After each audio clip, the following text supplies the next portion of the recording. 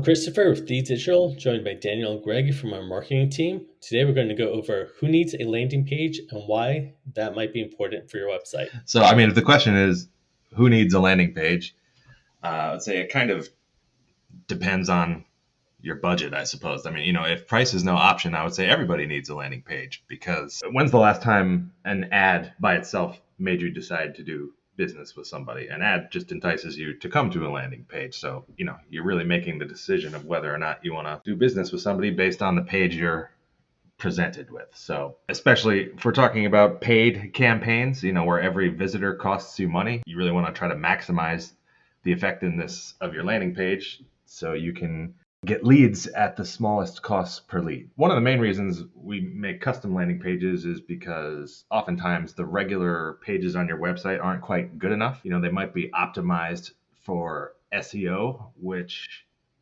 generally, Google likes to see pages with a lot of information on them that, sort of signals that it's a good source of information on the topic. Whereas a person, depending on their circumstance, might not necessarily care that much about knowing everything there is to know about a topic. I'm actually kind of in that situation right now. My air conditioning went out just a little while ago, and it's really hot in my house right now. So, I Google something like AC repair near me. And, what are the few things I care about? I care about, do they service my area? Do they service the type of equipment I have? How fast can they get there here? And are they a reputable company? Have they been around a while? Do they have good reviews? That's really all I want to know. If you can feed me that information very concisely, I'm going to pull the trigger and call you, because getting my AC fixed is just a list, an item on my to-do list that I want to get checked off. So I want to use the least amount of effort and time to get that thing checked off my to-do list. That's a really good point, and a good example too. And that's an example of a landing page designed for someone with a need right now. But there's a lot of businesses that are selling something that people don't need right now. People don't need a hot tub right now. People don't necessarily need a brand new car. They could get a used car, they could get something like that. Maybe they absolutely need a car, but you get my point. And so I want to touch on something that you mentioned about SEO regarding landing pages. Well, I think a lot of people, because largely, and I'm a strategist, I build campaigns, multi-platform, that all drive towards a particular landing page or landing pages. There's a lot of times when I'm driving people to a certain page. So it's not really important that I have SEO on my landing page, right? That's what it sounds like. If I'm using advertising, if I'm using a social media post, a newsletter, and I'm attacking my market that way and getting them to come to me, then it sounds like SEO isn't that important. But here's why you're wrong, particularly when it comes to search advertising on Bing, Google, etc. You may not need to have quality SEO on your landing page in order for organic traffic to hit. You're going to need to have a quality SEO on your landing page because Google identifies that. You actually can get ranked lower or higher based on how good your SEO is on that landing page. Google tracks it. So if you're running advertising campaigns, particularly search campaigns on Google, trying to drive customers to your page, and you don't have quality SEO, you don't have quality H2s, you don't have good information on the site, then your ranking could get surpassed by one of your competitors. That's just something that I think we're very used to building landing pages with flashy information, really nice pictures, big headlines, calls to action, things like that. And maybe it's more visually appealing and visually nice as opposed to informative. But I think you should, especially if you're doing advertising on search, you really need to build something that Google would recognize as its own page on its own, as a quality source for information. It's just something that I think people miss that they should be thinking about.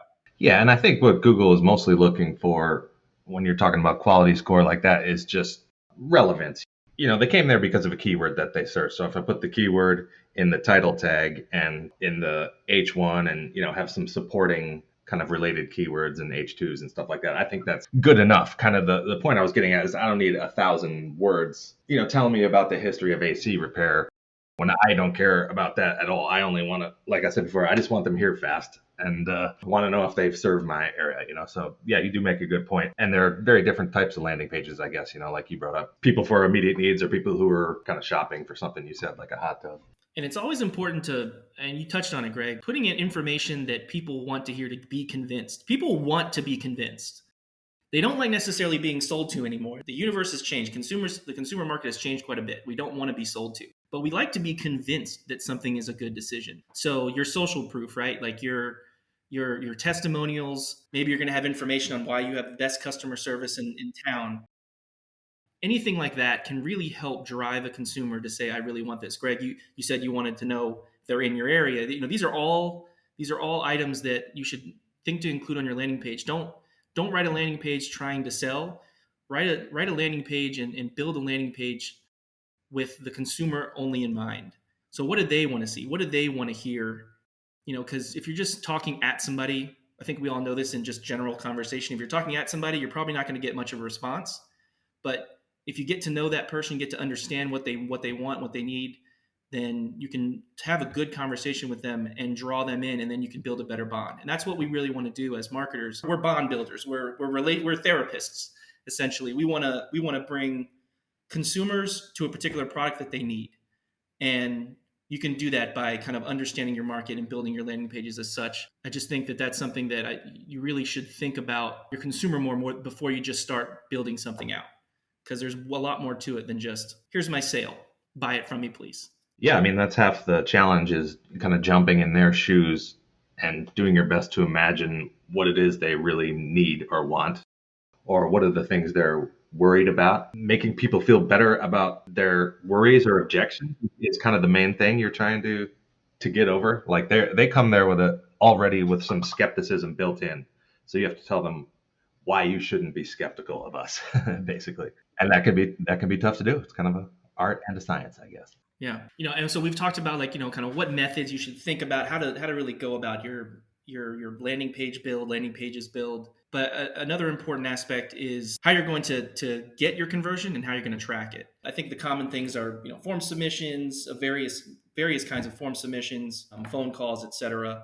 One of the worst things in the world as a marketer is if you build a landing page and you forget to set up your tracking and you have no idea how successful it was. You spent money on advertising campaigns, you did social posts, you did newsletters, you did all these things, and you have to go hunt to figure out how successful it was, whether it's in your sales logs or just looking through organic traffic or your traffic to the page itself. Make sure that you understand before you build it how you're going to track first, because that is the end game anyway, and you're going to be lost if you don't do that. Yeah, I couldn't agree with you more. I think accurate tracking is an absolute must, and really kind of the first thing you need to establish, especially these days as paid ads kind of slowly moving more and more towards automation. You have to, like performance max campaigns or even just regular search campaigns where your bidding method is to maximize conversions. Basically, if you have to feed these algorithms good data, and they'll just kind of automatically optimize for what you've decided is a conversion. So, I mean, if you